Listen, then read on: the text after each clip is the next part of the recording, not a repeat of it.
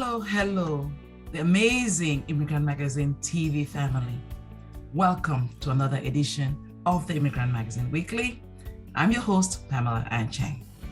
I typically start with saying it's a special edition. Well, today's edition is special, but not in the way I would have hoped. I'm going to give you a quote. You don't have to leave Earth to find hell. Let that sink. You don't have to leave Earth to find hell. Now, many religions use heaven and hell as a promise of something beyond life's existence on Earth. However, today's episode of Immigrant Magazine Weekly, it's about some unfortunate circumstances where people are living hell on Earth.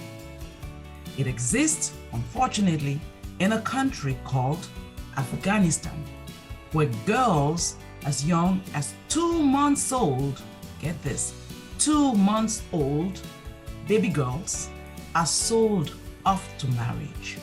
Now that is the summary of a short film titled Coffined at 15. Tell me, are you enraged already? Because I am. Or are you freaked out at the idea of being coffined? When I say coffined, as in being placed in a coffin for burial. Now, that is the life sentence that's meted out to young girls in Afghanistan. Unfortunately, however, this practice of marrying off little girls and babies is not confined to Afghanistan alone. There are many countries and cultures, even where I come from, where we are still fighting this horrible practice of child marriage.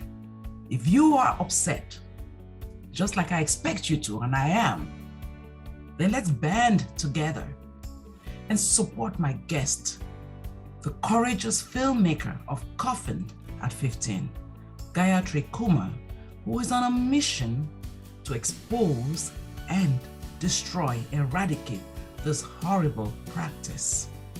You want to stay tuned.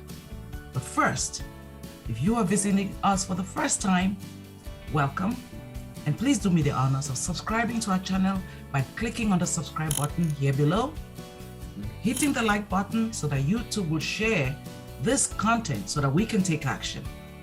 And of course, ring the notification bell, that bell that you see at the bottom there, ring it so that you will be notified whenever we release such content or content that you like to see.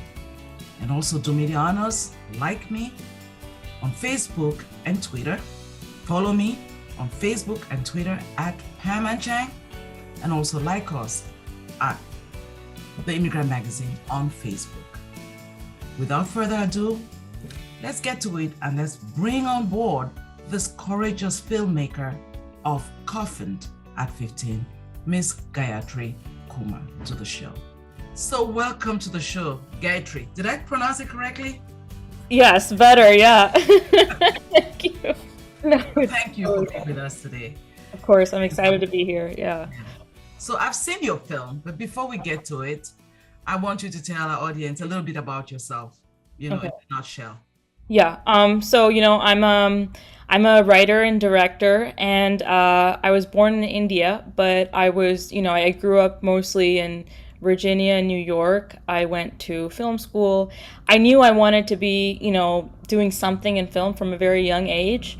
I just spent, most of the time in between the age of 6 to, the age of 20, figuring out, what I would be doing in film. And I think that, with this project, I've found my answer. Lord have mercy. I said in our introduction that most religions preach the idea that, when you die, you'll go to heaven or to earth or to hell, depending on how you lived your life. But I have to tell you that, the quote that if hell exists, that there's a place on earth. I don't know, that the place on earth, Afghanistan, is considered hell on earth for some girls, basically for women.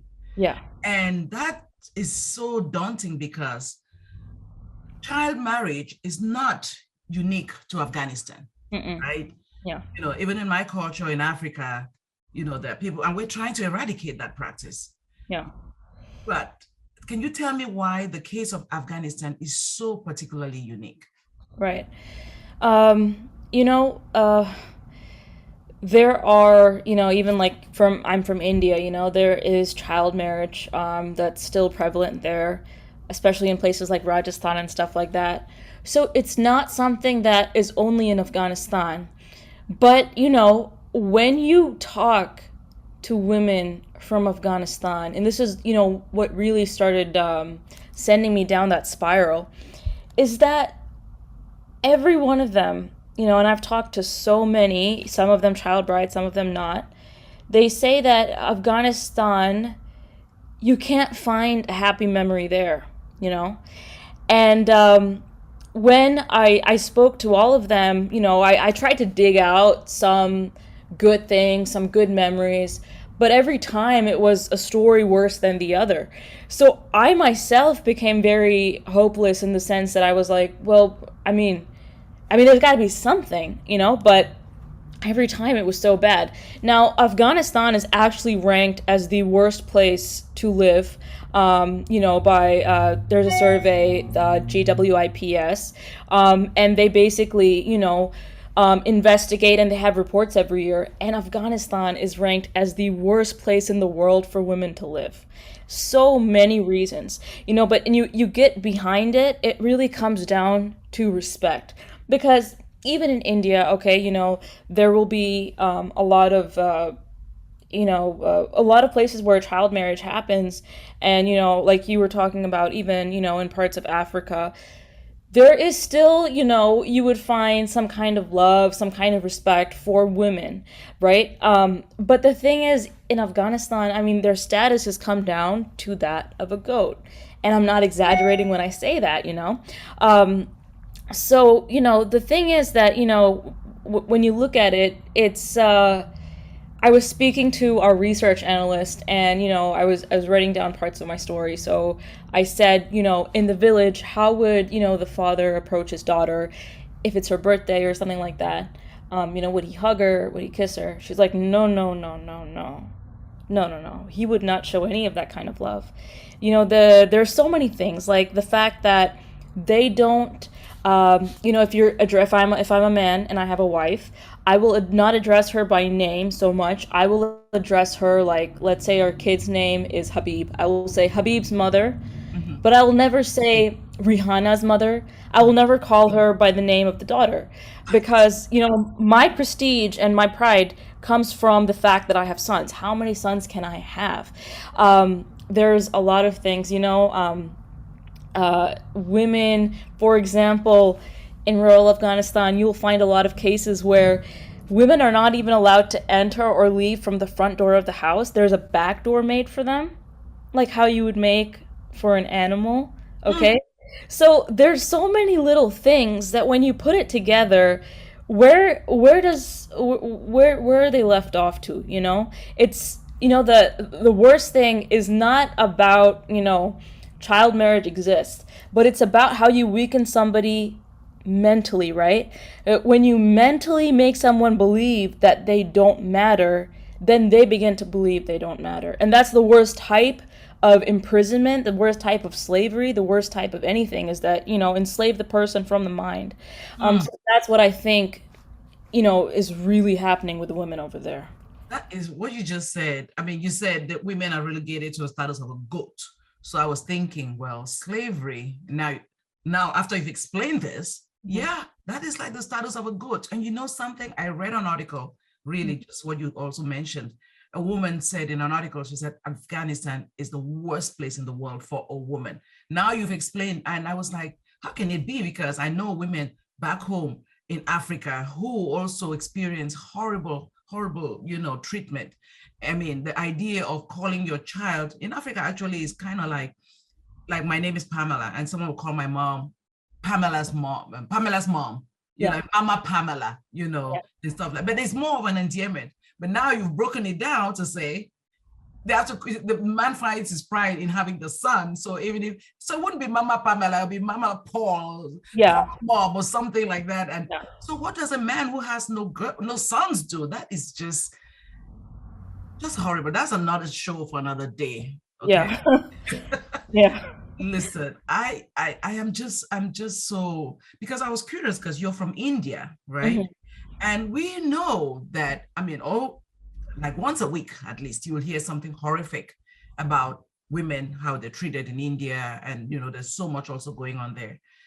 Why did you choose Afghanistan instead of even addressing what's going on in India with women? Right. People ask me that too. They're like, well, there are issues happening over here too. But the thing is, firstly, if I identify as a woman, okay, in India, there are so many organizations, there are so many people here to help, okay? Let me put it this way.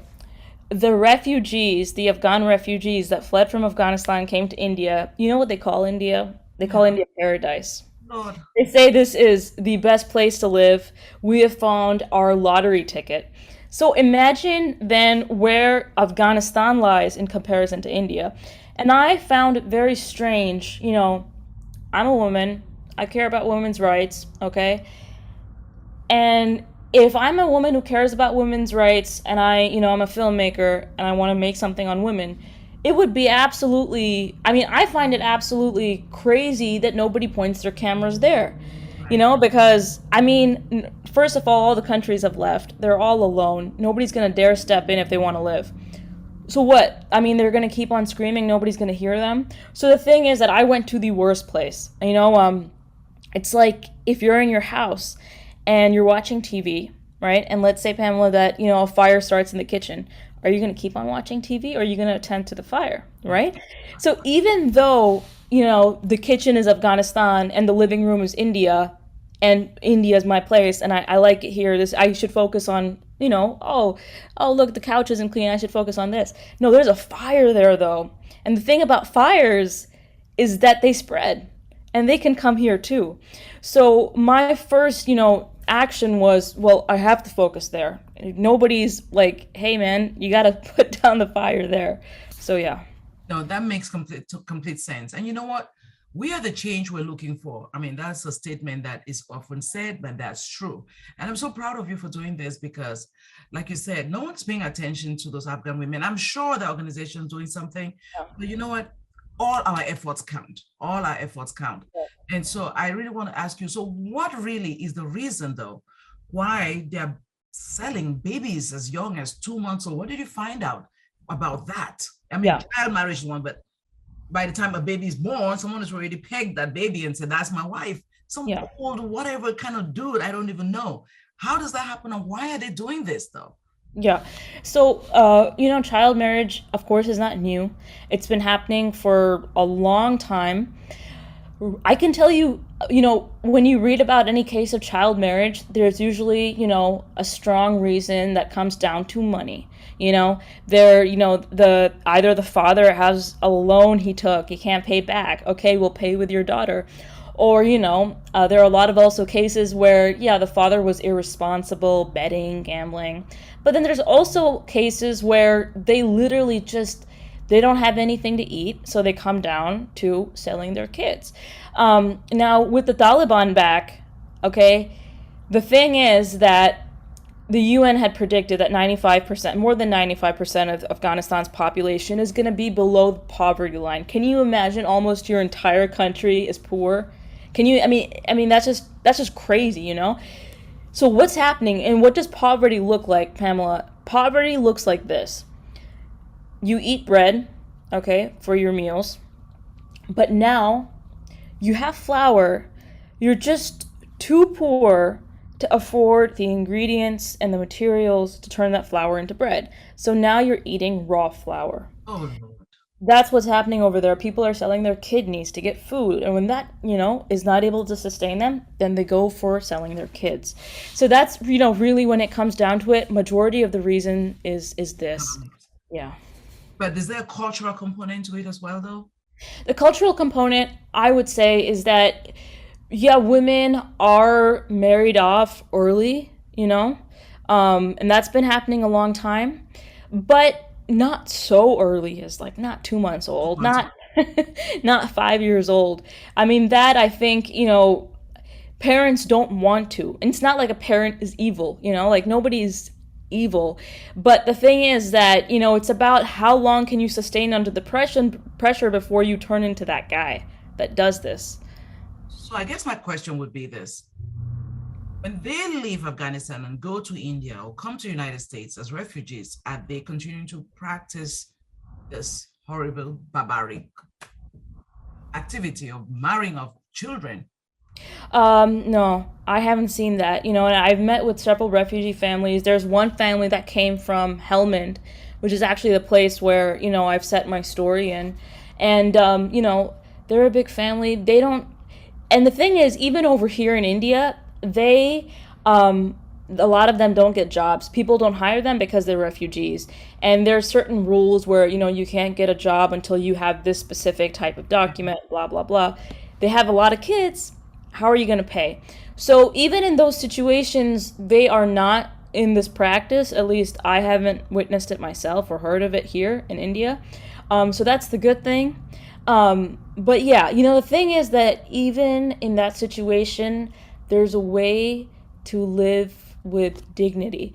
And I know that might sound very hypocritical because it's like, wait, you've got money, how can you say that, right? But the thing is that I've seen it. There's an article I can send you to. There's a family in Kabul's western district, and I read about them, and he has a lot of kids. He has daughters. He could very easily sell someone off, and he's very poor. They're having like a meal once a week. There's a marriage happening, they'll go attend that marriage to get food. But he says that we are putting our entire faith and dependency on Allah. So whatever comes, we will gratefully take that. And he hasn't sold his kids. So there's still a way to live. I mean, and there's not just one, there are several examples, but they're less now. Yeah, but that's encouraging to hear. I, however, know that, most of these cultures that are patriarchal in nature, regardless of whether they're in Afghanistan or wherever, the women still are second class, but at least now they're elevated from a goat status to at least a human being, hopefully. Yeah. When they're out of Afghanistan. So let's go to your film, Coffined at 15. Why did you title it Coffined at 15? Why the coffin? Is that really an actual thing that happens? Or is it just figurative? Because that is so raw. Yeah. No, the coffin is entirely symbolic. Okay. No, they don't get coffined like that, into marriage. And the reason I decided to do that, is like, okay, I've got a cast of actual refugees, and they're young girls. The girl who played the bride, she's not 15, she's 12. So when you're dealing with a cast that has, been traumatized by the Taliban, there's no movie that's worth it to traumatize them even more. Even if you're raising awareness, what are you going to do? Traumatize 5 girls to do that? So what I wanted to do was I wanted to keep it like a film that anybody could, come in and watch. It could, be kids. There's no explicit scenes. There's no rape scenes. Nobody is undressed. But how do I keep it so, how can you, Pamela, understand her pain, but without me showing any explicit scenes? So I decided to bring in that coffin as a cinematic symbol, because I'm a filmmaker. People forget that we're artists, and people be like, oh wait, but there's nobody gets coffined. But hey, man, I'm an artist, so my way of showing that pain is gonna be symbolic, and I'm doing it to protect this cast. But I'm also doing it because, when I've spoken to these child brides, one of the things that they all say is, we never found happiness. You don't find happiness after marriage. That's where your happiness ends. And they all said it in one way or another. So that's kind of what I took out. Now, if your happiness ends after marriage, Pamela, just tell me, in your life, if your happiness, if there's no inkling of happiness, if you know you're not going to find it, if you realize that, it's over for me, is that really a life? I'm dead. You're dead. So the coffin is, it's kind of another measure of life expectancy. Your life ends the day you get married. So that's kind of like the father is putting her into an early death. That's what the symbol is. Very strong and very effective, because that is a death sentence, actually. I mean, I can't even imagine a 2-month-old, you haven't even lived your life. You don't even know if you're going to make it to 6. You're Yeah, already married up to some pervert, yeah, or some whatever that your dad owed some money to, or, it's just sickening. It is a death sentence. And you know what? Coffined is very appropriate, because you might as well be dead. I'm sure all these women and girls there consider themselves dead. They're not living their lives. What is the life they're living? yeah, You know, absolutely. it is a death sentence. Your film is raw. So, I mean, that poster behind you, it's so beautiful. Is that the lead actress? Yeah, that's our lead actress, Sana Hashmi. She's 12. She played the child bride. Yeah, and this was something also. It was very interesting because her parents have been through a lot. In fact, her mother was married off at a very young age, but she coming to India at an early age, she never experienced any of this. So she was kind of learning what her mom went through in a way just by doing this film. So she said that, it was eye-opening, and the beautiful thing about this film is that we showed something very raw and brutal, but in an elegant way, Yeah.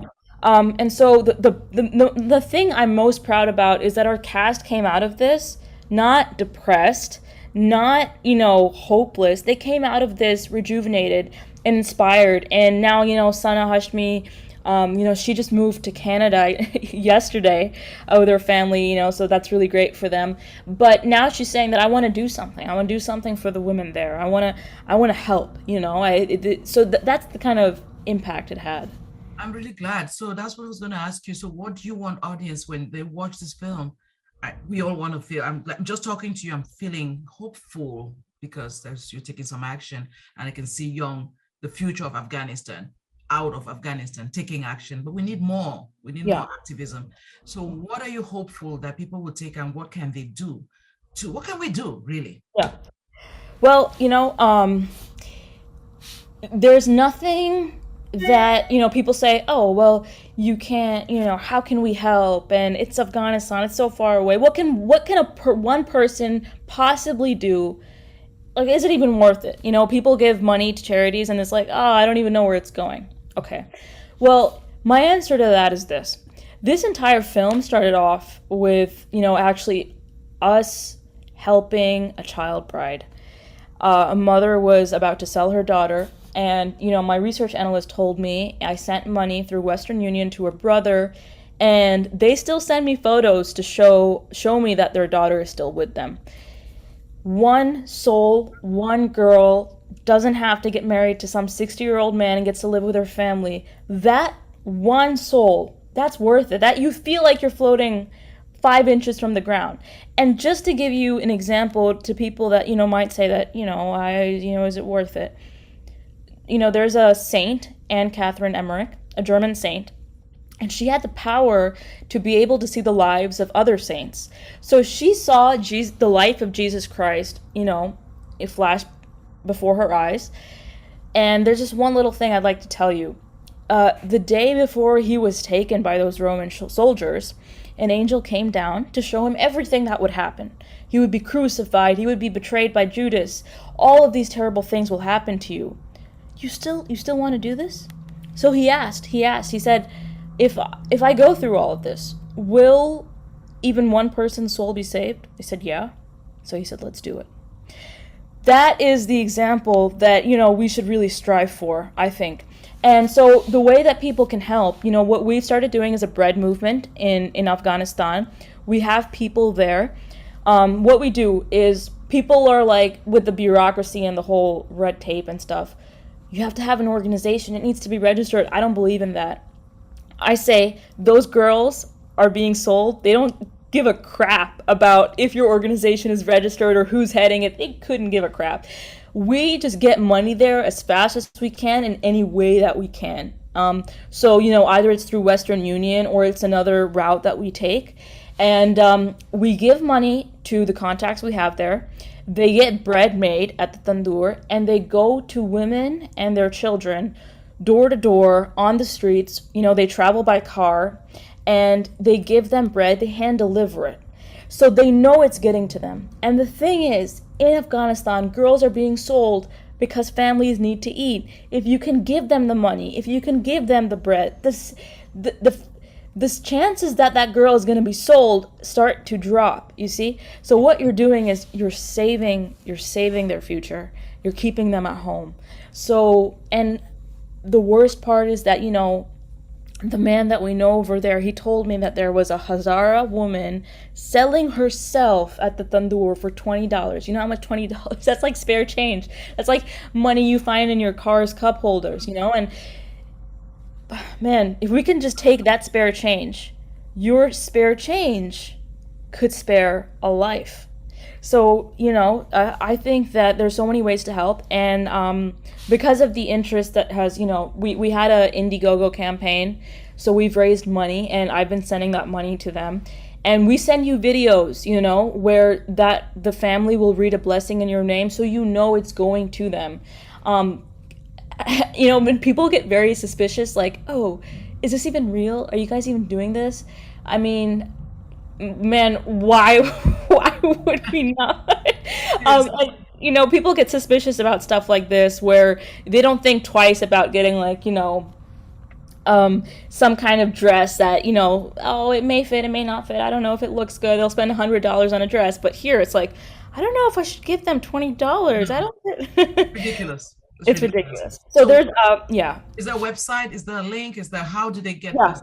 So you can go to www.thesoldfilm.com, and over here we'll have all of the links. So we're going to be starting another campaign up soon where you will find that there. And another thing is that the first song you hear in this film where they're praising the Taliban, the Athan, we're releasing that on Apple Music. So it'll be 99 cents.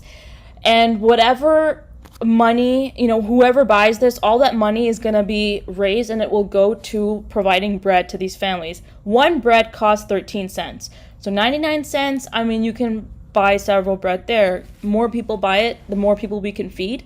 And the beauty of this is the song is about the Taliban and it's going to be used to save child brides. So the Taliban will indirectly be saving child brides. It's the ultimate revenge, and we hope everybody will help us exact it. Yes, they will. And you know what? We will too. So please be sure to send us that information so that we can continue this, because it cannot be just a thing of today or this year. This has to be ongoing. I hope you have plans to continue this, and we will support you. And I also wanted to ask you though, how are you doing this in Afghanistan? Where's the government in all of this? And do they endorse this practice? I know it's the Taliban that's there, right? How are you bypassing them? And what is the relationship between the government and the women and the men? What's really the structure there for these women? Yeah, so the first thing that I did was I sent it through Western Union, which was the only way to do it because, they had blocked all of the incoming funds in the banks and stuff like that. And at first, the Western Union thing worked, but then I got a notification from our contacts there, who are related, to our actors and stuff, that, the Taliban soldiers are now watching the Western Union, and they've lined up in there. So they looked at my name, and they're like, Gayatri Kumar? Why is she sending money? Who is she? What does she want? So they started, looking into me, and then I stopped Western Union. So what we're doing now is something called Hawala. And, it's basically where there's a store owner, in Delhi, some Afghan store owner, and he has a relative in Afghanistan. I give him money, okay, and he keeps that, and then he tells his relative to give that same amount of money to my contact over there. So it's indirect. But the thing is that in a country where you can't even get in, how else are you going to do it? But funny thing is that, again, recording everything is very difficult because they keep watching you.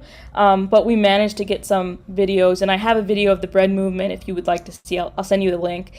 But we had one instance where we were distributing breads in a village, and a Taliban soldier came in who was heading that village.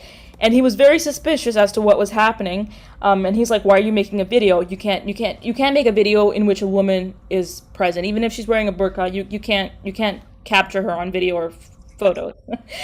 So he was very upset. He said, "You can take a video of the men and the boys, not the women." Okay. And then after a few hours, he actually started helping distributing the bread. Oh, Lord. Okay. Yeah, he's like, okay, all the women on this side, all the men on that side, and he started helping distribute the bread, which was very funny. We captured him on video too, which is so it was very ironic that he would be helping, but of course he doesn't know the whole thing behind the movement. But yeah, You know what? You are one courageous chick because I did an episode not too long ago about art and activism, like artivism. Do you consider yourself an artist activist at this point? What are I you? guess I don't I don't know what label fits. I guess people who knows these words will probably be able to put a better label. But my thing is I like to play with fire, Yeah. and if you Like think danger. I like to play with fire, and people have in fact I met one producer a few days ago here in Hollywood, and he was like, "Well, you're gonna get yourself killed." I mean, the thing with me is that if the Taliban come phoning me, then I know I'm doing a really great job. I mean, there's no measure of success compared to that. Absolutely. That's why I call you courageous, because not people see what's going on. People want somebody else to do it. But look at you. You took upon yourself to actually go in, and it's not even your country of origin, but you are fighting for those women, and I commend you immensely. We need more like you. So how can our audience see the film? Is it out there already?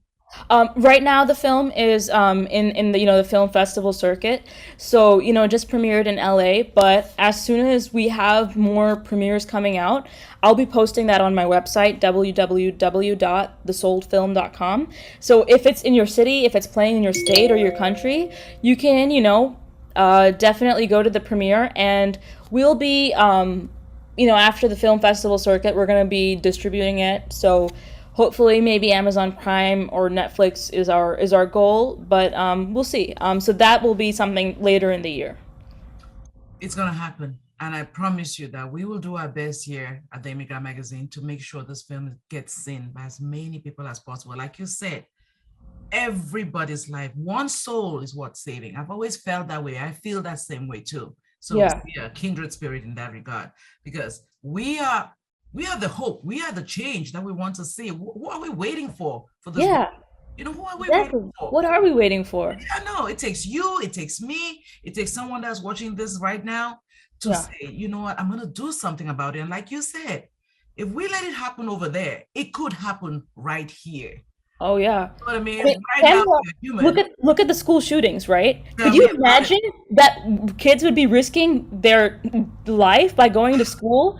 Guns were a problem in Afghanistan. Who knew there would be a problem here? In the United States, So, yeah. So kudos to you.